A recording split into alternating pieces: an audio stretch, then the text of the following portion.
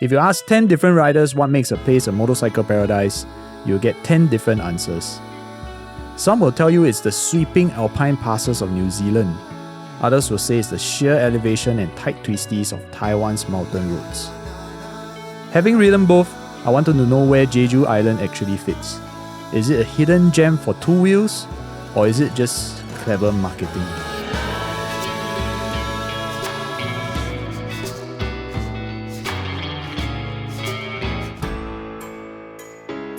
Some journeys begin in the simplest of moments. From learning how to ride to riding on your own, every step shapes the path to freedom.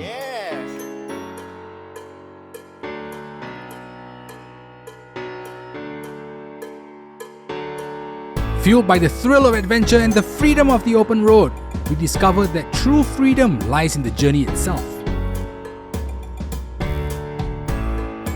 In the world of two-wheel freedom, every moment is the opportunity to create memories that last a lifetime. 'Cause these are the best days. These are the best days. Experience two-wheel freedom with DirectAsia. Use promo code VERYOK30 at checkout for $30 eCapital voucher or VERYOK60 for $60 eCapital voucher. Head on down to directasia.com/333 for more information. Thank you to DirectAsia for making this video possible. Our journey didn't start with postcard views. It started with the unglamorous reality of international motorcycle touring, logistics. Winston was at the front desk handling hotel arrangements, and then we were down at the rental shops sorting out the bikes. And right off the bat, day one threw us a curveball. We usually have a system: drop the heavy luggage at the hotel, pack our waterproof duffel bags, and hit the road. But this time, the hotel flat out refused to store our big bags. We had to scramble, backtrack to the bike rental shop, and plead with them to keep our gear so we could actually start our recce tour.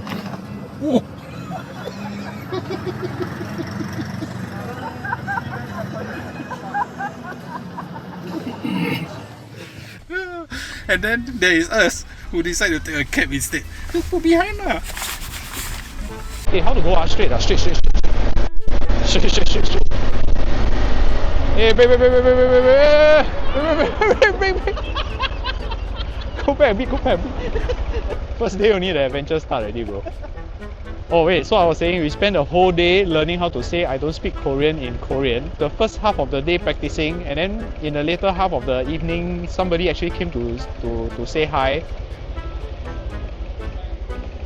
Hello. Ah? Sorry, no Korean.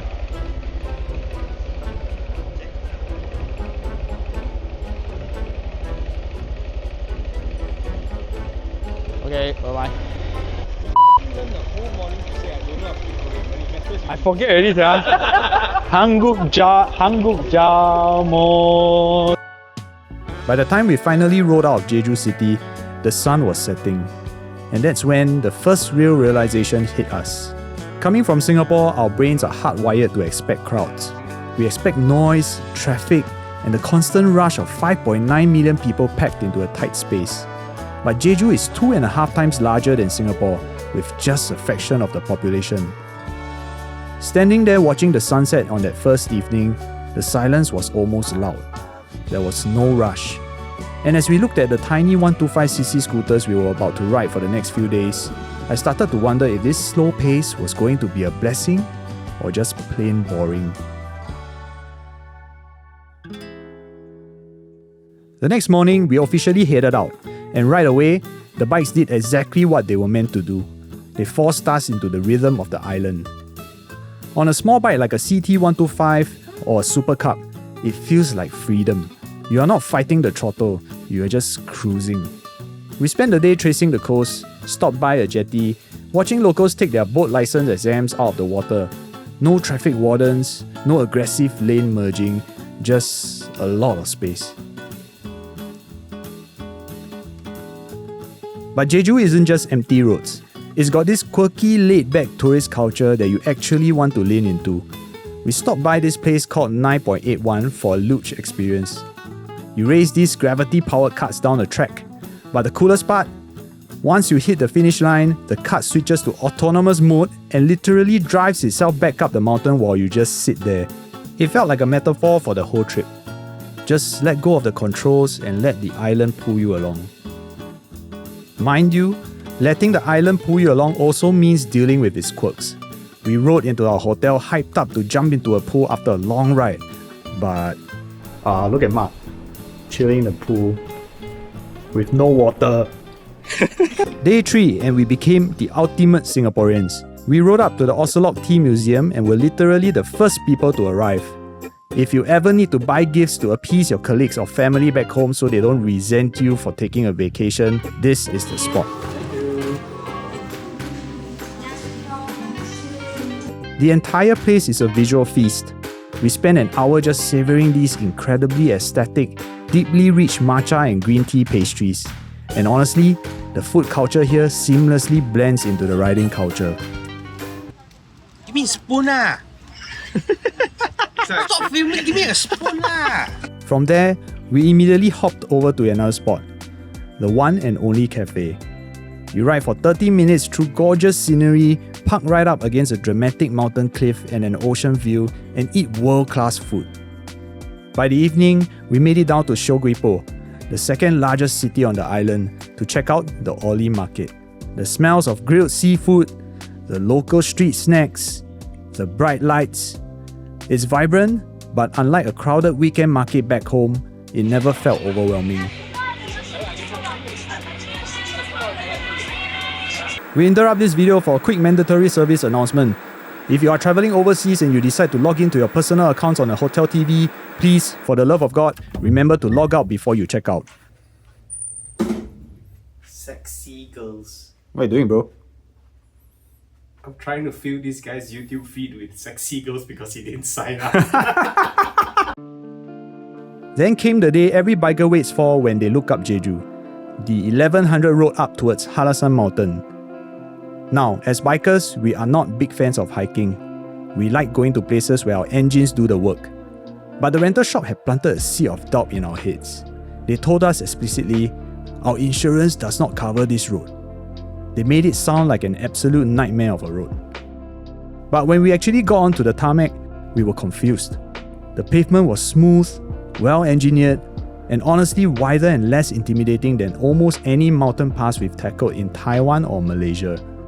The only unique feature was the vertical grooves cut into the road, built to give car tires traction during freezing winter snow. For a motorcycle, it makes the handlebars wiggle a little bit, but it's nothing to be scared of. It felt like a pristine, upgraded version of a Malaysian B road. The road wasn't the problem. The weather was. Out of nowhere, the sky just opened up. Heavy, torrential rain. In the middle of the mountain pass, that's usually a nightmare, but luck was on our side. We spotted a tiny roadside food truck with a plastic shelter, pulled our bikes over, and squeezed inside. There is something incredibly special about being stuck in the middle of a storm on an island, eating piping hot Korean street food with your friends, just waiting it out. It took away any lingering stress. By the time the skies cleared, the road belonged entirely to us. We rode past beautiful viewpoints and saw what the 1100 road had to offer. Back down on the coast, we witnessed one of the most humbling sights of the trip, the Haenyeo. These are Jeju's famous women divers, many of whom are in their 70s or their 80s. They dive into the freezing ocean waters completely freestyle with no oxygen tanks, holding their breath for minutes at a time to harvest shellfish from the seafloor. Watching them haul these massive, heavy loads of seafood up the rugged, slippery volcanic coast, you can't help but admire their absolute strength and stamina. It's a living piece of history happening right in front of our eyes.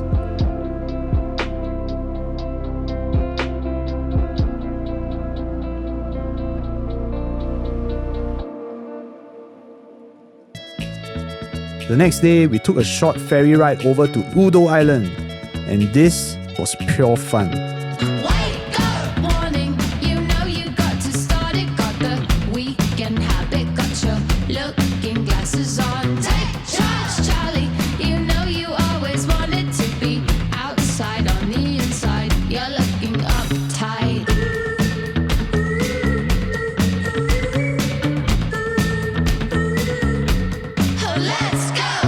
Udo is an island within an island, so we rented these bizarre covered 3-wheeled motorcycles. Driving these things around felt exactly like being on a real-life Universal Studios kart ride. The views were endless, the coastal tracks were tiny, and the whole place just radiated this nostalgic, deeply laid-back energy. It was a complete escape from the structural rigidity of life back home. Just 3 wheels and an ocean breeze.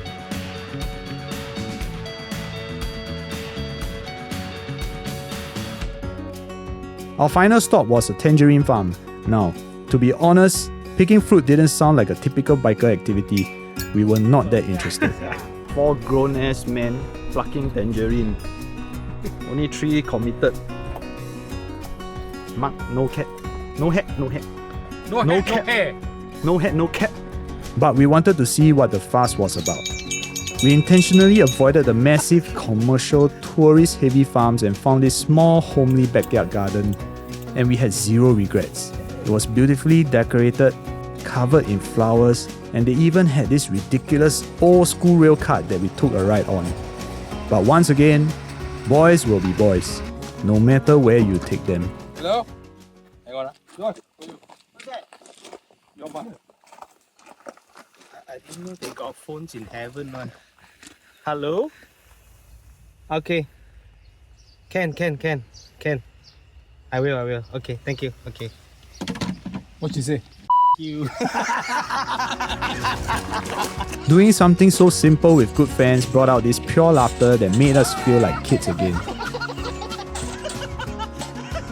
So is Jeju Island a motorcycle paradise, or is it just pure hype? If your definition of paradise is dragging knees at 140 km an hour down an empty mountain pass like New Zealand or Taiwan, then Jeju is hype. But if you come here to let go of the speed, if you come here to ride a slow bike that forces you to look at the world around you, to explore hidden cafes, to laugh with your friends in a roadside rain shelter, and to completely reset your mind from the chaos of city life, then Jeju isn't just a paradise. It's exactly the escape you've been looking for. And because we fell in love with this unique rhythm, we've actually built a way for you to experience it yourself. Our official 333 Bikers and Flights tour to Jeju Island is officially live on our website by the time this video is launched. We've ironed out all the headaches so you can just show up and ride. Head over to our website to secure your slot. Until the next ride, pack light, and we will see you on the road.